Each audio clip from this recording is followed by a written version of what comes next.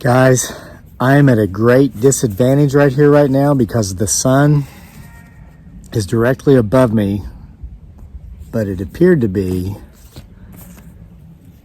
specifically here.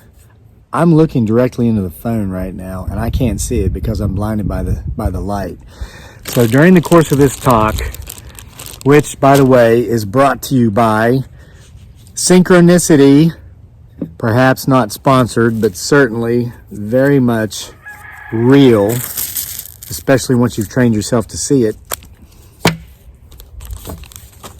We're going to do this right today.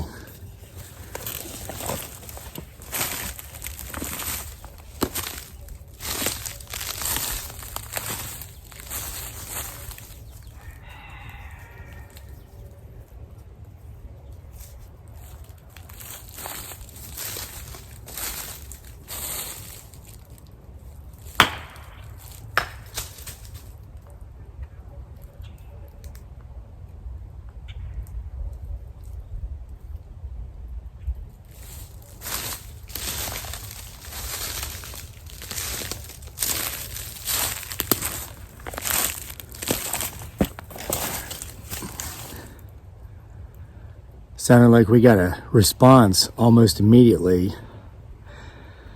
I've been selling these kits on Etsy for 1973.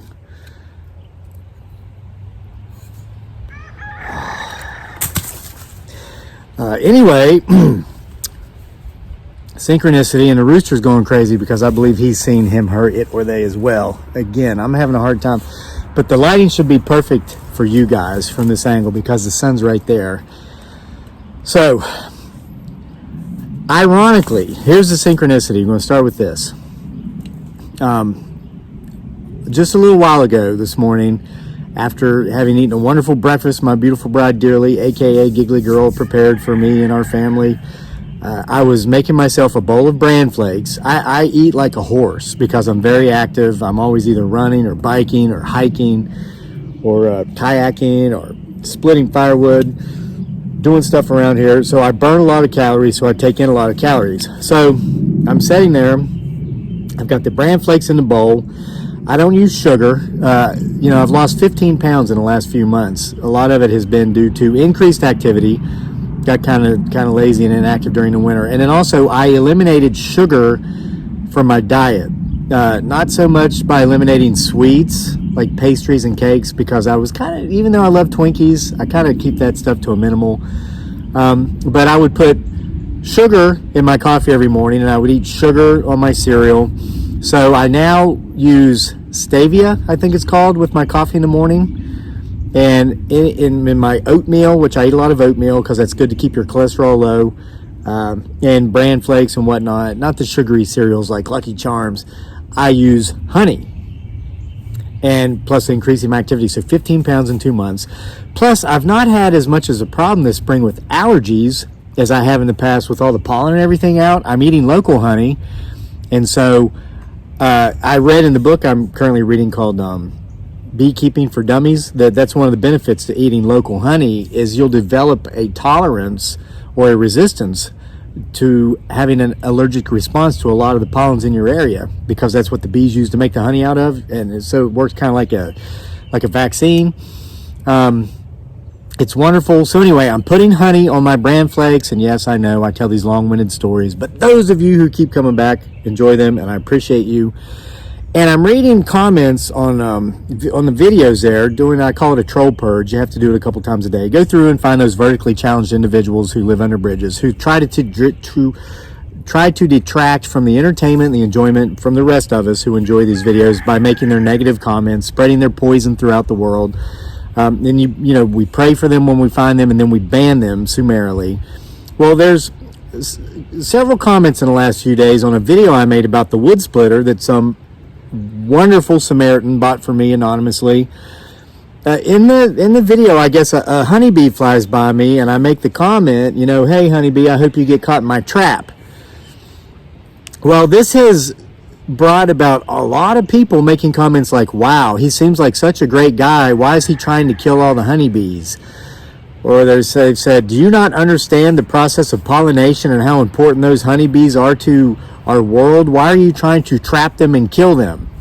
And this morning, I'm pouring honey, literally pouring honey on my bran flakes, and someone comments, gee, I take it you don't like honey. So I've been tossing this idea of something to talk to you about in my head around all morning, and I thought, nah, who wants to hear about that? Well, that happened. That was a synchronicity-ish moment. Well, there's the sign. Take it. It will never cease to amaze me how many people think they know so much about something they don't. That's part A. Part B, it will never cease to amaze me how openly these people who think they know so much about something they don't willingly share their lack of knowledge that they have confused for the possession of knowledge with the world. Am I trying to trap honeybees on my property? Yes! Am I trying to kill them? No! Do I understand the process of pollination? Yes! Do I like honey? I love it! This is why I'm trying to trap honeybees. W-T, letter F is he talking about? Obviously, these folks don't understand how you can actually trap a wild swarm of honeybees in a new home for their queen and all the workers to provide them a new place to live on your property so they can increase the pollination process on your property, which prevents you from having to go out and buy bees, of which we've done, and we're actually soon. I've learned not to be specific with dates, times, and locations on here because there'll be people waiting on you. Very soon, we are getting honeybees that we've just bought, a nuke of about 20,000 worker bees with one queen to put in one of our beehive boxes to ensure that we do indeed have more bees on our property here. But listen, so the point of this is you had all these people thinking I was trying to kill bees. I was trapping. Google it. Mr. and Mrs. Smartest Guy or Smartest Girl in the Room, Google it. Google trapping honeybees. Your mind will be blown when you learn that there's so much that you did not know about this.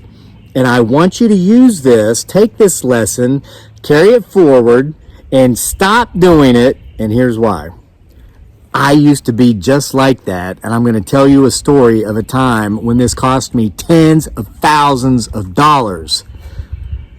Literally, it cost me tens of thousands of dollars by doing this, but by having stopped, it has saved me hundreds of thousands of dollars, if not more than $1 million.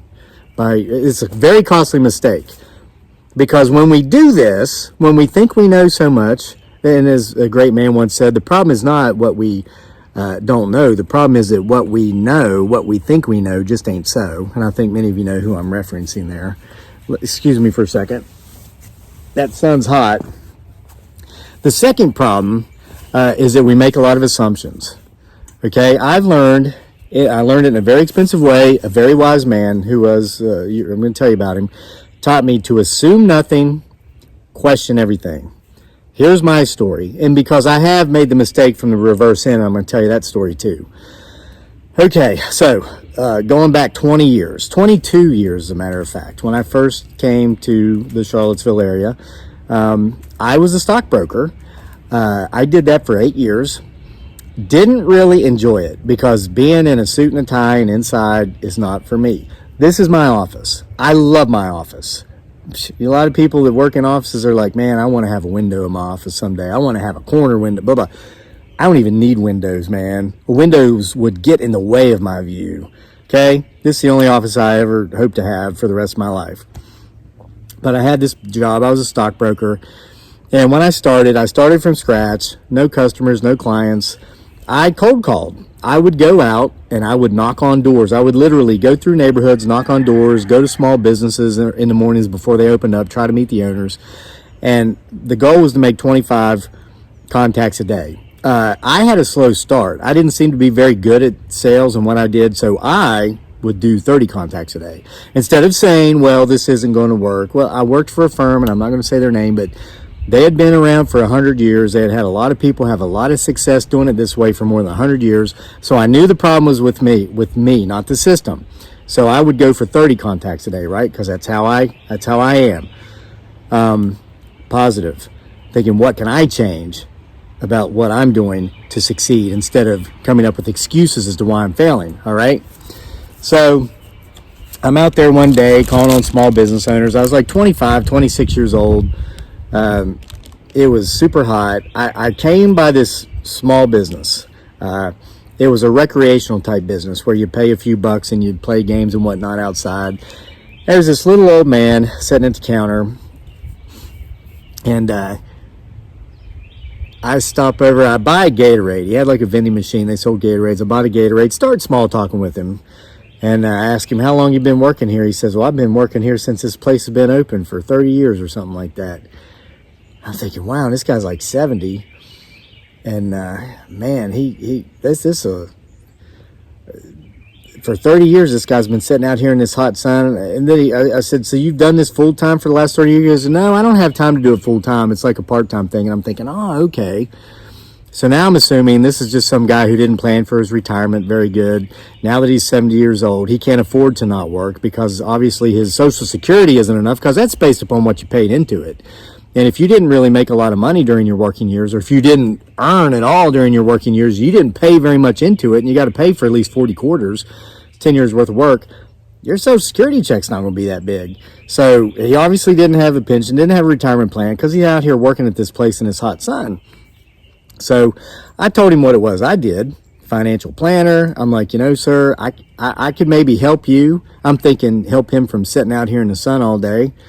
And he laughs and he giggles. He goes, you can. He says, you know about investments, and maybe you can help me get some return on my money, or make me some more money than what I already have. I'm like, sure, I think I can help you. And I'm telling him, and we work with small accounts. We work with people who don't have a lot of money, because in my head, I'm thinking, what can this guy have? If he's out here working in the sun, 70 years old, part-time, because he can't afford to live off his Social Security, but he seemed like a likable guy, nice guy, and I wanted to help him. I told him, even if, you can only do $100 a month, we can do something. He laughs. He goes, all right. He goes, tell you what.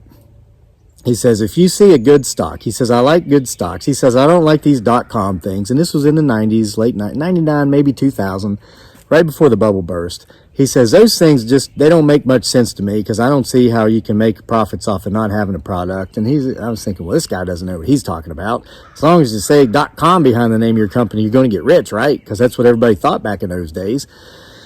But he says, if you see a good investment, you think I can make a little bit of money, call me, and I might buy some. I said, okay. So I'm thinking blue chip stock, paying a dividend, racking my brain. I really want to help this poor old man.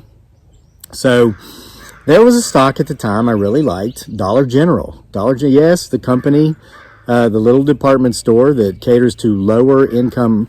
That's their business model. If you shop at Dollar General, I'm not trying to insult you. They put a lot of science behind their business model, and they cater to the low income people, lower income, socioeconomic people. And here's why. It's ingenious.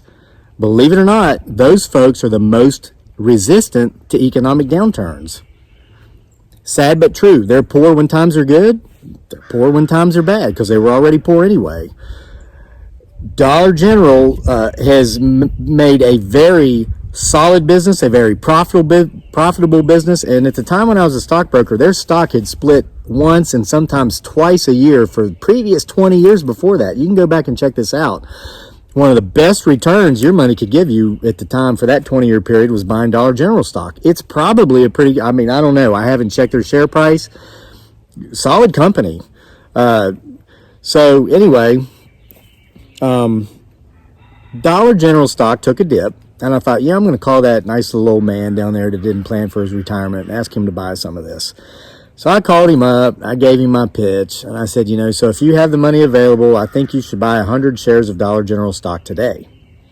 And at the time, Dollar General was selling for about $18 a share. Okay, it was hovering around 20, dropped to 18, so I gave the guy a call. Go see what it's selling for now. You'll be like, oh my gosh, I wish you'd have called me. I'm sure. I haven't checked, but I'm sure it's still done well. So he listens to my pitch and he says, wow. He goes, that does sound good. He goes, well, how about I buy 100,000 shares of it? You get 100,000 shares. What would that be? $180,000? And I laugh at the guy. I go, oh, you're funny. I say, okay, why, if you got the money available, why don't you buy 100 shares right now? I can come down and you write me a check and we'll fill out the account opening paperwork and you can sign. We'll get you 100 shares of this today. He says, well, okay, if you only want to sell me 100 shares, I guess I'll buy 100 shares. I says, all right, I'll see you in 5 minutes, because he worked just down below my office. I was like, yes, I just made a sale. I just sold 100 shares of Dollar General stock. I made a commission of like $70 gross. I had a 40% payout, so it'd make $28 I get to take home. Oh, wait, but after taxes, it's like $17. Yes, I just made $17. So I go down, I meet with him. And when you open an account, when you're in the financial services, you got to make sure that the investments you make for people are appropriate for their income level, net worth level. So I asked him, what's your net worth? I asked him name, address, social security number, all this stuff, phone number. I said, no, I got to ask you what your net worth is to make sure that, we're making appropriate investments for you. He goes, net worth, like this. I said, well, yeah, like if you sold off everything you owned, any investments, and then you pay off any debt you might have, the difference, like your house might be worth $500,000. But if you owe $600,000 on it because you're a yuppie and you take out equity lines of credits every 2 years, your net worth isn't $500,000 because you own a house that's worth $500,000. If you owe $600,000 on that house and you have no other investments or savings, your net worth is negative $100,000. So I'm explaining net worth to him. He goes, I know what net worth is. He goes, hold on. He says, so let's see, I own that. And he's going like this. I own that. And I'm thinking in his head, he's counting up like maybe he's got a little bank CD down there, $5,000 in a bank CD. Maybe he's got a checkings account because he's pointing at the bank. Maybe he's got a checking account with a couple grand in it. I said, well, what is it you're counting up? And I just told him what I was assuming. CD worth $5,000 or whatever. He goes, boy, grabs me by his shoulders, turns around. He goes, you see that bank? Points at the bank. And I said, yeah. He goes, I own that. I said, the bank? He goes, yes, I own the bank. He goes, you see that Tractor Supply Company right there? Points at a place that sold, it wasn't actually Tractor Supply, but it was a similar type business that sold farm equipment, power tools. I go, yeah. He goes, I own that. Turns me around. You see that? And he points out a self-storage company. I said, yeah. He goes, I own that. Keeps turning me around. He says, you see that? And he points at a mall, a freaking mall. I said, yeah. He goes, I own that. This man owned all of that. He owned everything within sight, and half the stuff heading on the highway up out of town towards Washington, D.C., between here and the next community up. The man's net worth was over $1 billion. And the story was, a million years ago, because this guy was 70, a million years ago, his grandfather owned a 500-acre tract of land that would now be smack dab in the middle of Charlottesville, Virginia. Okay, and when it came to him and the building of the community was going crazy, he didn't just cash out and stay drunk in the woods like a lot of trust babies. This dude would sell this, buy that. Wait a few years, sell that, buy this. He became one of the most astute real estate investors in this area. And I've not said his name. Some of you are from here. You probably know who I'm talking about, and I'm not trying out this guy. The man was a financial genius. He was humble. He never forgot who he was and where he came from. And he never bought anything other than 100 shares of Dollar General stock for me again. But he gave me something more valuable than more business, which I could have sold him 100,000 shares of that, and I could have made thousands of dollars in commissions on that sale, and I could have gotten millions and tens of millions of dollars more of his business later. And he could have kept me in business by himself. But he said, listen, he says, you seem like a good kid. Again, I was 25, 26. I looked 19. I grew a goatee and a mustache to look older. I mean, I'm almost 50 now. Look at me. Of course, now having said that, I'm not going to take my hat off and show you all the gray. You know what? I will. Why not? Look, and I got a bald spot back here. Oh boy, look at that. Look at that. Look at that. Yes, yes, yes, yes. And okay, I'm going to show you. Come on now. You got to see this. How could you not? It even glimmered like a flashing light right there. Okay, keep watching. All right. He said, I want you to learn a very important lesson. Assume nothing, question everything. And he would come in and talk with me. He'd come in and he'd tell me, about when he was younger, some of the things he did. He told me one of the best investments that he never made, something he's glad he never got into. And I because I asked him about this, I was thinking about maybe getting into it. He said rental properties. He said never would he get into rental properties because he doesn't want someone calling him at 3 o'clock in the morning because the lights don't work, only to go to that rental house and find out the bulb's dead and they needed to replace a light bulb. He had friends that got into doing rentals, and he said, so whatever. So I kind of stopped thinking about that and this guy knew what he was talking about. So assume nothing about anybody, question everything. And now here, the reason I'm telling this story is because that synchronicity of, I love honey. I'm putting it on my cereal. It tastes good. It's Mother Nature's best sweetener. It's allowed me to lose 15 pounds in the last 2 or 3 months, and it's built a tolerance, a resilience in me to the allergies of the local pollens because it's made locally, produced by local bees. Yet here's somebody who knows nothing about me, and obviously not quite as much as she thinks she knows about honeybees and how you raise them, how you can actually trap. That's the term they use. Local, and they are thankful to be trapped. Here's how it works. When the queen bee, she's laying all these eggs, she produces 60,000 bees. Eventually she will produce another queen. Well, out of respect for the new queen, she will leave the nest and 10 to 20,000 worker bees will go with her, and it's their job to seek out a new home. So they're going to dead trees, trying to find places that have teeny tiny openings like this that open up to vast openings inside where they could have a hive. They're making sure predators can't get into the opening, but yet it's big enough for them to fully function. Well, you put out a trap box big enough for about 5 of those nukes to go in. Ours are actually hive boxes that have 10 of the slats that go in that collect the honey and allow them to lay their eggs and their larvae and all these things. They will love you because, oh gosh, here's our new home. So then they find that, and then they go back and they tell the others, I found it, let's go. Boom, you've done them a favor. You are not harming them by trapping them. You are helping them. Now, for those of you out there, oh, I get it. He's not a jerk trying to trap and kill the honeybees, okay? Assume nothing, question everything. If you hear somebody mention something that you're just unknowledgeable about, don't assume the worst. And don't make yourself look like an idiot by sharing your assumptions with the rest of the world. When I did it that day with that little old man that I thought hadn't prepared for retirement, I had no clue I was talking to a self-made billionaire because I was assuming the worst about that guy. Now, it cost me tens of thousands of dollars in commissions there, but it taught me a lesson I've carried with me for the last 25 years, the last quarter of a century, that's really benefited me, that's allowed me to make hundreds of thousands, if not more, since that time, because the lesson took. However, I have inversely taken bad advice as well from people who were these know-it-all types. And I'm going to use the example of my pond. We have a beautiful pond in front of our property. It's full of fish. When I got here, it was just full of something. Looked like weeds, looked like algae. It was green, it was gook.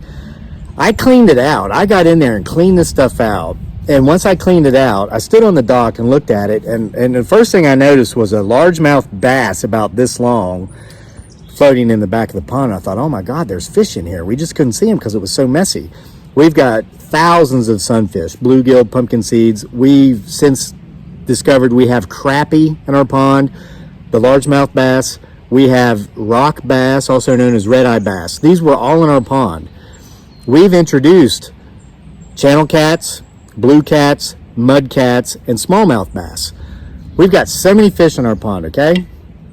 But the next year, all this gook, all this green stuff came back. Well, there was a guy who used to come around here who doesn't anymore, and again, thank God for small favors, who just knew everything. I mean, there was nothing this guy didn't know. He knew everything, and when he'd tell you all this stuff he knew, he'd always back it up. He always had this qualifying statement that he had not one, but 2 degrees from a very prestigious university.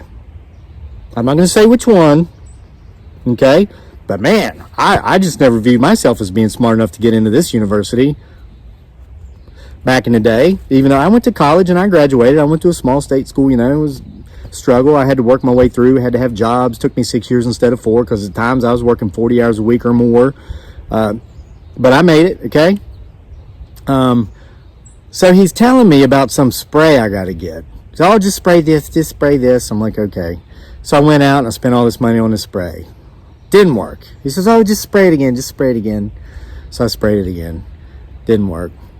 So, and I missed, usually I got in there and cleaned it out by hand. So we had that mess all year. Couldn't see our fish, So the next year he's like, well, what you need to do is you need to call.